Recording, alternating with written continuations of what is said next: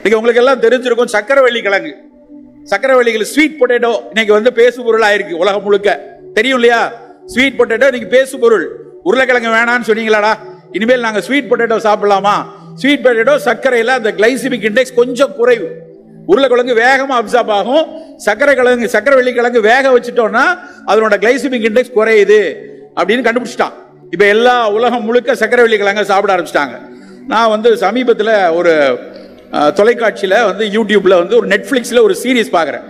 அந்த சீரீஸ் எனக்கு ரொம்ப பிடிச்சிருது. ஃபிஷர், டேவிட் ஃபிஷர் நினைக்கிறேன், அவர் படைத்த ஒரு படம் சீக்ரெட் ஆஃப் ப்ளூ ஜோன் அப்படின்னு அந்த படம். முடிந்தா பாருங்க. என்னமோ நம்ம தலை படம் தரதலை படம்லாம் எல்லாம் பார்க்குறோம். அட்லீஸ்ட் இந்த மாதிரி ஒரு தொலைக்காட்சி நல்ல விஷயங்களை நம்ம பார்க்கணும். சீக்ரெட் ஆஃப் ப்ளூ ஜோன் அப்படின்னு ஒரு படம். அந்த படத்தில் அவர் வந்து கிட்டத்தட்ட 25 வருஷமா டிராவல் பண்ணி அந்த டாக்குமெண்ட்ரி எடுத்திருக்காரு. என்ன தெரியுமா? அதுல ரொம்ப ரொம்ப ரொம்ப அழகான, நான் அதில் ஒரு மொத்தம் 7 சீரீஸ் இருக்கு. நான் 2-3 தான் பார்த்துருக்கேன். அது பார்த்ததுலேருந்து எனக்கு போற இடத்துல எல்லாம் அதை பற்றி பேசி கொண்டிருக்கிறேன். ஃபிஷர் என்ன சொல்றாரு அப்படின்னா, ஃபர்ஸ்ட் அவர் பார்த்த இடம் வந்து ஒக்கினாவா அப்படின்னு ஒரு இடம். ஒக்கினாவாங்கிறது ஜப்பான்ல இருக்கக்கூடிய ஒரு தீவு. ஜப்பான்ல பின்னாடி வந்து சேர்ந்துச்சு. ஆக்சுவலா அது ஒரு பாலினேஷியன், அந்த பசிபிக் பெருங்கடல் தீவு கூட்டத்தில் ஒரு தீவு கூட்டம். அமெரிக்காவினுடைய வார் பேஸா இருந்துச்சு. அதுக்கப்புறம் அதுல ஜப்பானியர்கள் தான் இருந்தாங்க. ஆனா அமெரிக்காவினுடைய கைவசம் இருந்துச்சு. இந்த ஹிரோஷிமா பிரச்சனை எல்லாம் முடிஞ்சதுக்கு அப்புறம் அது ஜப்பானுக்கு அதை கொடுத்துட்டாங்க, வேணாம் நீயே வச்சுக்கோண்டு. அந்த ஒக்கினாவாவை பத்தி அவர் ஒரு டாக்குமெண்ட்ரி எடுக்கிறார். அந்த டாக்குமெண்ட்ரி ஏன் அந்த ஒக்கினாவா சிறப்புனா நமக்கு எல்லாருக்கும் தெரியணும் நண்பர்களே. அவன் என்ன சொல்றான் அப்படின்னா, அந்த தீவுல சராசரி வயசு எவ்வளவு தெரியுமா? சராசரி ஆயுட்காலம் 103 நண்பர்களே. எல்லாரும் 103 வயசுல இருக்காங்க. அது வீடியோ நீங்க அந்த டிவி அந்த ஷோ பார்த்தீங்கன்னா அவ்வளோ ஆச்சரியமா இருக்கும். எல்லாம் பாட்டி தாத்தாவா இருப்பாங்க. அவன் நம்ம கிட்ட என்ன காட்டுவான்னா, அந்த ஊரோட கல்லறைக்கு போய் காட்டுவான். இந்த கல்லறையை ஷூட் பண்ணுவான். கல்லறையில பான் டைடுன்னு போட்டிருப்பாங்க இல்லையா? இறந்தவர்கள் எல்லோரும் 116 117 வயசு இருக்கும். அவனுடைய ஆச்சரியம் என்னன்னா, எப்படா இந்த ஊர்ல எல்லாரும் 103 வயசுல இருக்காங்க? உடனே என்ன தோணும்? என்ன சாப்பிட்றாங்க, எப்படி வாழ்றாங்க, எதை படிக்கிறாங்க, எதை ரசிக்கிறாங்க கேட்கணும் இல்லையா? அவன் வாழ்க்கை அதை வச்சு தானே. அதை நான் பார்க்கும்போது அவர் 4 விஷயத்தை அவர் போடுறார். என்னுடைய அந்த படிப்படியாக அவங்க சொல்லுவாங்க, ஒரு 4 விஷயத்தை சொல்றார். ஃபர்ஸ்ட், அதை எல்லாத்தையும் ஒரு 103 வயசு பாட்டியம்மா தான் எக்ஸ்பிளைன் பண்ணும். அந்த பாட்டியம்மா சொல்லும், நாங்கள் ஏன் இப்படி இவ்வளோ முதுமையில நல்லா இருக்கோம் அப்படின்னா, முதல் விஷயம் சொல்லும், ரொம்ப ஆச்சரியமான விஷயம். நாங்கள் எல்லாரும் விவசாயம் செய்வோம். நான் வந்து எனக்கு வேண்டிய கீரையை, எனக்கு வேண்டிய புரோக்கோலியை, எனக்கு வேண்டிய முள்ளங்கி கீரையை நான் போய் தினம் இருப்பேன். விவசாயம் செய்ய வேண்டும் நண்பர்களே. நம்ம வீட்டில் ஒரு சின்ன நிலம் இருந்தாலும் எவ்வளவு முடியுதோ நமக்கு ஒரு கீரையோ ஒரு காய்கறியோ ஒரு தோட்டம் அதை போட்டு எடுத்துக்கணும். ஹராகுச்சி அப்படின்னு பேர். ஹராகுச்சி 3 வார்த்தை வரும். 80% தான் சாப்பிடணும் எப்பவுமே. 80% ஆஃப் ஃபுட் 80%. அப்புறம் ஜப்பானிய வாழ்க்கை முறையுடைய இக்கிகாய், அந்த இக்கிகாய்ங்கிற அந்த வாழ்வியலை நான் பின்பற்றுகிறேன். இதை சொல்லிட்டு கடைசியா சொல்லுவாங்க, எங்களுடைய உணவுல ரொம்ப சிறப்பு என்னன்னா, என்னுடைய ஊரை சுற்றி இருக்கக்கூடிய தீவை சுற்றி இருக்கக்கூடிய மீன்கள், அந்த பாலினேஷியன் ஐலண்ட்ல அதுல கிடைக்கக்கூடிய மீன். அதுக்கடுத்து 2வது விஷயம் என்னன்னா, அங்க விளையக்கூடிய பர்பிள் நிற கருநீல சக்கரவள்ளி கிழங்கு. ஸ்வீட் பொட்டேட்டோல மேல பர்பிள் கலர்ல இருக்கும். நம்ம பாக்குறது இங்க ஒரு ஆரஞ்சு ரெட்டிஷ் இருக்கு இல்லையா? அவங்க ஊர்ல வந்து பர்பிள் கலர்ல இருக்கக்கூடிய அந்த ஸ்வீட் பொட்டேட்டோ. அந்த சீரீஸ் நெட்ஃபிளிக்ஸ்ல உலகம் முழுக்க பரவலான உடனே உலகம் முழுக்க இன்னைக்கு வந்து அந்த பர்பிள் பொட்டேட்டோ வர ஆரம்பிச்சிருச்சு. சென்னையில கிடைக்க ஆரம்பிச்சிருச்சு. பெரு நிறுவனங்கள்லாம் அதை விளைவிச்சு கொண்டு வரான். ஏன் அதுல இருந்து நமக்கு தெரிய வேண்டிய விஷயம் என்ன தெரியுமா? அந்த பர்பிள் நிறம் இருக்கு இல்லையா, அந்த கரு நீல நிறம், அது வந்து அதுல இருக்கக்கூடிய ஆந்தோசைனின். அந்த ஆந்தோசைனின்ங்கிறது புற்றுநோய்கள் வருவதை தடுக்கக்கூடிய சத்து. அது கருநீல ஒக்கினோவால கிடைக்கக்கூடிய ஸ்வீட் பொட்டேட்டோல மட்டும்தான் இல்ல. நம்ம ஊர் திண்டுக்கல் பன்னீர் திராட்சையில இருக்கு, நம்ம ஊர் கத்திரிக்காயில இருக்கு, நம்ம ஊர்ல கிடைக்கக்கூடிய நவ்வாப்பழத்தில் இருக்கிறது நண்பர்களே. அப்ப ஏன் நாம நவ்வாப்பழத்தை வாங்கி சாப்பிடக்கூடாது? ஃபிஷர் வந்து secret of Namakkal, secret of திருச்செங்கோடுன்னு எடுக்கிறதுக்கு ரொம்ப நாள் ஆகும். ஆனா நம்ம ஊர் பக்கத்துல நவ்வாப்பழம் கிடைக்காதா? நாம நவ்வாப்பழம் விளையும் போது, நாவல் பழம் விளையும் போது நாம் வாங்கி சாப்பிடும். நாவல் பழம் சாப்பிட்டு முடிச்சு நம்ம எல்லாம் சின்ன பிள்ளைல நாக்கு நீட்டி விளையாடுவோம் இல்லையா? ஓ நாக்கு எவ்வளவு ப்ளூவா இருக்கு, ஏன் நாக்கு எவ்வளவு ப்ளூவா இருக்குன்னு பேசுவோம். அந்த ப்ளூ கலர்ல வர்றது ஆந்தோசைனின். அந்த ஆந்தோசைனின் புற்றுநோய்க்கு எதிரானது நண்பர்களே. அப்படியான விஷயத்தை நம்ம தான் தேடி தேடி படிக்கணும். நம்ம தான் தேடி தேடி இது போன்ற பொருட்கள். நம்ம ஊர்ல என்ன இருக்கு, அந்த சீக்ரெட் ஆஃப் ப்ளூ ஜோன் பார்த்ததுக்கு அப்புறம் தான் ஓ அந்த அம்மா சாப்பிட சொல்றது இந்த விஷயம் இத்தனை ஆண்டு காலமாக அவர்கள் வழக்கத்தில் இருக்குன்னா இதே நம்ம ஊர்ல என்ன கிடைக்குது. அதுக்காக நம்ம உடனே ஜப்பான்ல இருந்து அந்த மீனை இறக்குமதி பண்ணு, ஜப்பான்ல இருந்து அங்கிருந்து பழம்பாசி இறக்குமதி பண்ணுன்னு வேண்டாம். அது அவர்கள் ஊரில் அவர்கள் சாப்பிட்டோம். நம்ம ஊரில் இதே மாதிரி பொருள் இங்க இருக்கா? இங்க நம்ம ஊர்ல இதே மாதிரி 100 வயசுல இருந்த அன்னைக்கு இருந்த ஒரு தமிழ் பாட்டி ஔவை நெல்லிக்கடியை பத்தி சொன்னாங்களே, எத்தனை ஆண்டு காலமா இன்னைக்கு வரைக்கும் இருக்கு. ஒரு பொருள் 2000 வருஷமா பேசு பொருளா இருக்கு அப்படின்னா அப்ப அதுல எவ்வளவு முக்கியத்துவம் இருக்கணும். சும்மா அதை பாடி வைத்துட்டு போலே எல்லாரும் படிக்கிறோம் பாடத்துல அதிகமான ஔவைக்கு நவை இது கொடுத்தாங்க, நீ தமிழ் மூதாட்டி, நீ வயசான காலத்துல நல்ல தமிழ் தொண்டாட்டணும், நீ தான் ரொம்ப நாள் உயிர் வாழணும்னு சொல்லி கொடுத்தாங்கன்னு படிக்கிறோம். இந்த கதை எல்லாருக்கும் தெரியும். எத்தனை பேர் வீட்டில், உங்கள் எத்தனை பேர் வீட்டில் இன்றைக்கு உங்கள் வீட்டில் நெல்லிக்காய் எத்தனை பேர் வீட்டில் இருக்கு? எத்தனை பேர் வீட்டில் இன்னைக்கு இருக்கு? இன்னைக்கு உங்க வீட்டில் இருக்கணும். எனக்கு தெரிஞ்ச ஒருத்தர் தூக்குனாரு, இல்லையோன்னு தெரியலையான்னு கை இறக்கிட்டாரு. 2 பேர் தூக்குறாங்க, மொத்தமே 10 பேர் கூட இருக்க மாட்டாங்க. நம் எல்லார் வீட்டிலும் இருக்க வேண்டிய பொருள் நெல்லிக்காய். எல்லா நேரமும் கிடைக்குது. நானும் என் மனைவியும் வாசுதேவநல்லூர் தென்காசி பக்கத்தில் ஒரு இடத்துக்கு போகிறோம். வண்டியில் போகும்போது ஒரு பெரிய நெல்லி கூட்டம். அந்த மரம் முழுக்க கொத்து கொத்தா நெல்லிக்காய் எப்படி கொத்து காய்ச்சிருக்கும் பார்க்கும்போது தெரியும் இல்லையா, அப்படி காய்ச்சிருக்கு. தடார்னு வண்டியை நிறுத்திட்டு அந்த நெல்லிக்காய் கொஞ்சம் வாங்கிட்டு போவோமே அப்படின்னு நினைக்கிறோம். நான் வண்டியை நிறுத்தி விட்டு இறங்கி, அது ஒரு மலைப்பகுதியான ஒரு காடு, அதுக்குள்ளே போய் இறங்கி போய் அதில் ஒரே ஒரு காவலாளி தோட்டக்காரர் ஒருத்தர் நிற்கிறாரு. அவர்கிட்ட போய் சார் கொஞ்சம் நெல்லிக்காய் வேணும், நல்லா காய்ச்சிருக்கு, நான் கொஞ்சம் வாங்கலாமா அப்படின்னு கேட்குறேன். அவர் சொல்கிறாரு, சொன்னது தான் வேதனை, எவ்வளோ வேணுமோ எடுத்துகிட்டு போங்க சார். பறிக்கிறதுக்கு ஆள் கிடையாது, விற்கிறதுக்கு ஆள் கிடையாது, கிலோ 5 ரூபாய் கூட எடுக்க மாட்டேங்காங்க சார். எனக்கு உண்மையிலேயே படு வேதனையாக இருந்தது. ஒரு கிவி பழத்தையும் ஒரு நெல்லிக்காயையும் கம்பேர் பண்ணுங்க. 60 ரூபா ஒரு கிவி பழம், நியூசிலாந்துல இருந்து வருது. நம்மளாம் வாங்கிட்டு வரோம், ஃபாரின்ல இருந்து வந்திருக்கு. கிவி வாங்கி எங்கள் வீட்டில் சேலரில் இல்லை, நாங்கள் கிவி, ஸ்ட்ராபெரி, ப்ளூபெரி, பிளாக்பெரி தான் போடுவோன்னு பெரும் பீத்திக்கிட்டு இருக்காங்க. ஆனால் அந்த கிவி பழத்தை விட 3 மடங்கு நெல்லிக்காயில் விட்டமின் சி இருக்கு. அது கிவியில் இல்லாத பல டானின் முதலான பல ஃபைட்டோ கெமிக்கல்ஸ் வந்து நெல்லிக்காயில் இருக்கு. ஆனால் நெல்லிக்காயை நாம் பெருமிதமாக இன்றைக்கு வரைக்கும் கொண்டாட தவறுகிறோம் நண்பர்களே. கேட்டால் நெல்லிக்காயில் நான் ஊறுகாய் போடுறேங்க. நம்மால் எதை எடுத்தாலும் ஊறுகாயை போட்டு, இல்லைன்னா பஜ்ஜி போடுவாங்க. ஒன்று ஊறுகாயை போடணும், இல்லைன்னா பஜ்ஜியை போடணும், அப்பதான் திம்போம். 2ம் பண்ணோம்னா அது நெல்லிக்காயையும் சாவடிச்சு நம்மளையும் சாவடிச்சிடும்.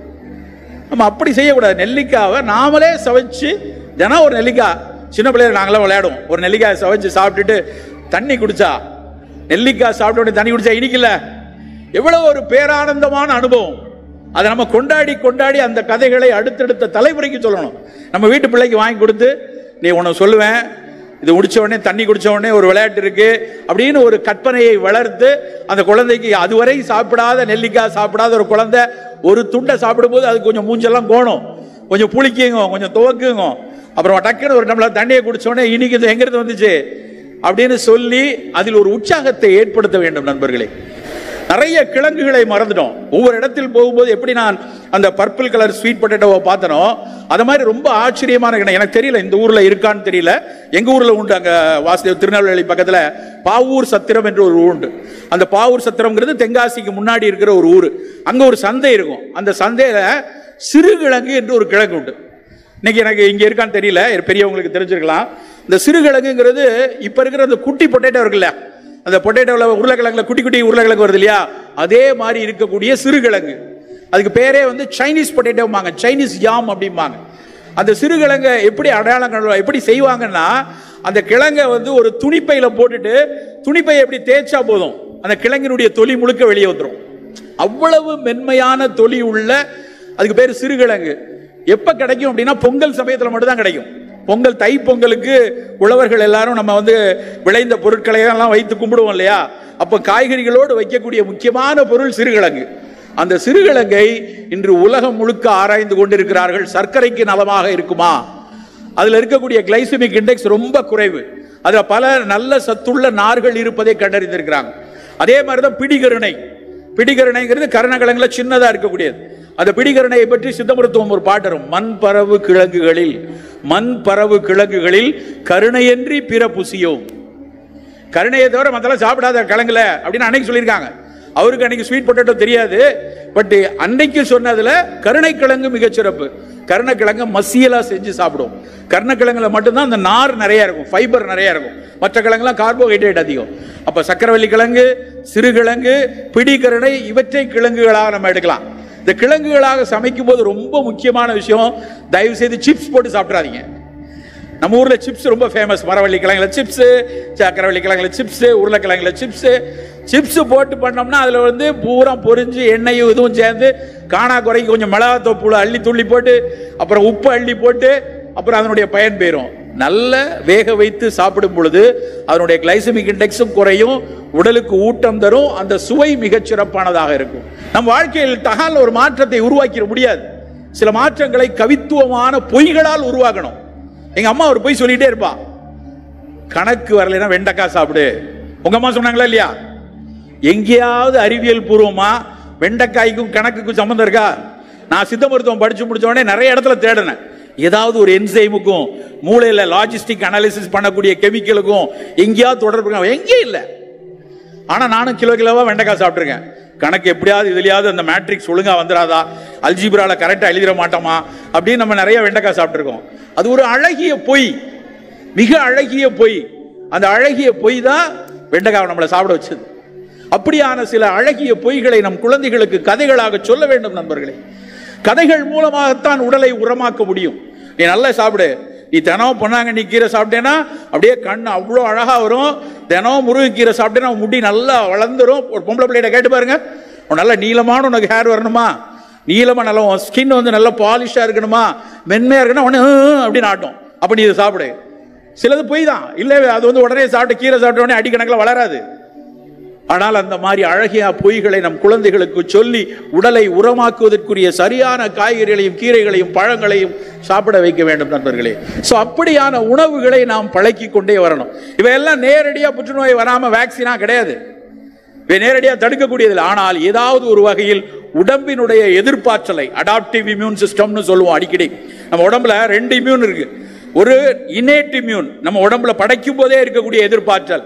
நம்ம வெள்ளணுக்கள், நம்ம மண்ணீரல், நம்மளுடைய உடல்ல இருக்கக்கூடிய எலும்பு மஞ்சை, இதெல்லாம் நோயை எதிர்க்கிறதுக்குனே ஆண்டவன் படைச்சது. அடாப்டிவ் இம்யூன் சிஸ்டம்னா என்னன்னா, திடீர்னு ஒண்ணுக்கு எக்ஸ்போஸ் ஆறோம், ஒரு வைரஸ் வருது, ஒரு அலர்ஜி வருது, ஒரு பாக்டீரியா வருது, வந்த உடனே சுவாசிச்சு உள்ள போன உடனே உடம்பு யோசிக்கும் எப்படா இதை வெளியேற்றுறது. அப்படி யோசித்த பின் பணியாற்றுகிற சிஸ்டத்துக்கு பேரு தான் அடாப்டிவ் இம்யூன் சிஸ்டம். அந்த அடாப்டிவ் இம்யூன் சிஸ்டம் குறைந்து கொண்டே இருக்கிறது நண்பர்களே நம்மகிட்ட. அதனாலதான் கோவிட் வந்தோடனே திணறிட்டோம். நம்ம பெருவாரியான திணறலுக்கு காரணம் நம்மளுடைய அடாப்டிவ் இம்யூன் சிஸ்டம். அதை கண்டுபிடிக்க முடியல. அப்புறம் கொஞ்சம் கொஞ்சமா ஹெர்ட் இம்யூனிட்டி வந்து அப்புறம் வேக்சின் போட்டு அதுக்கப்புறம் தான் தப்பிச்சு வந்தோம். ஆனால் வர இருக்கக்கூடிய காலங்களில் நம்ம எல்லாரும் நினைக்கிறோமா கோவிட் போயிடுச்சா, கோவிட் எல்லாம் போய் மெல்ல முகமுடி போடலை, ஜாலியாக எல்லாரும் உட்கார்ந்துருக்கோம், இல்லைன்னா சமூக இடைவெளி விட்டு அங்கே உட்கார்ந்துருப்போம். ஆனால் உண்மையிலே இப்ப இருக்க ஆராய்ச்சி படி என்ன சொல்றான்னா, கோவிடினுடைய புரதம் ஒவ்வொருத்தர் ரத்தத்துக்குள்ளேயும் இருக்குங்கிறான். இப்ப பல ஆராய்ச்சிகள், மூளையின் ரத்தத்தில் இருக்கு, திசுல இருக்கு, இதயத்தில் இருக்கு, கிட்னில இருக்கு. அந்த ஸ்பைக் புரோட்டீன் படிச்சோம் இல்லையா, அந்த ஸ்பைக் புரோட்டீன் இன்னுமே உலாவிட்டு இருக்கு. அப்ப ஏன் ஒண்ணும் செய்யல? நம்முடைய எதிர்பார்த்தல் அதை கட்டுப்பாட்டில் வச்சிருக்கு. என்னைக்காவது அது ஃபெயிலியர் ஆச்சு, அதை தூக்கிறோம். இதே மாதிரி வேற வைரஸ்கள் நம்ம உடம்புக்கு வரலாம். இனி வரக்கூடிய நாட்கள்லையும் வேறு வைரஸ், அப்படி வைரஸ் வந்தாலும் அதை எதிர்க்கக்கூடிய அந்த அடாப்டிவ் இம்யூன் சிஸ்டம் இருந்தா தான் நம்ம இந்த மாதிரி நோய்கள்ல இருந்து தவிர்க்கணும். அதற்கு இப்படியான ஒரு விஷயத்திலும் நம்ம அக்கறை இருக்கணும். நெல்லிக்காய் சாப்பிடணும், நல்ல சிகப்பு அந்த சக்கரவள்ளி கிழங்கு எடுத்துக்கங்க, சிறு கிழங்கு எடுத்துக்கொள்ளுங்க. கசப்பும் துவர்ப்பும் நமக்கு பிரதான உணவுகளா இருக்கணும். ஆனா அநியாயத்துக்கு நம்ம சாப்பாடு எப்படி ஆயிடுச்சுன்னா, பெரும்பாலும் பார்த்தீங்கன்னா இனிப்பு உப்பு, இல்லைன்னா புளிப்பு காரம், இனிப்பு உப்பு புளிப்பு காரம், இந்த 4க்குள்ளேயே தான் திரிச்சுட்டு இருக்கோம். கசப்பும் துவர்ப்பும் காணாமே போச்சு. கசப்பா ஏதாவது கொடுத்தா கூட அதை இனிப்பா மாத்திரம். எங்க வீட்டுல பாவக்காய் பொரியல் பண்ணீங்கன்னா அமிர்தமா இருக்கும் மாவட்டம். என்னடான்னு பார்த்தா நல்லா வெட்டி எண்ணெயில வதக்கி அதுல கொஞ்சம் வெல்லத்தை போட்டு அப்புறம் அதை சாப்பிடும்போது தேவாமிர்தமா இருக்குமா. அதுக்கு நீ பேசாம சக்கரை பொங்கல் திருட்டு போயிட வேண்டியதானே. பாவக்காய் பொரியல்னா கசப்பா தான் இருக்கணும். பாவக்காயினுடைய கசப்பு நமக்கு வேணும், கோவக்காயினுடைய கசப்பு வேணும். கருவேப்பிலை துவையல் சாப்பிடணும். நம்ம தினம் எதுக்கு தேங்காய் சட்னி, ஒரு நாள் கருவேப்பிலை துவையல் சாப்பிடுவோம், ஒரு நாள் புதினா சட்னி சாப்பிடுவோம். கசப்பும் துவர்ப்பும் வேண்டு கொண்டே இருக்கணும் நண்பர்களே. துவர்ப்பு என்பது வாழைப்பூ வாழைத்தண்டு.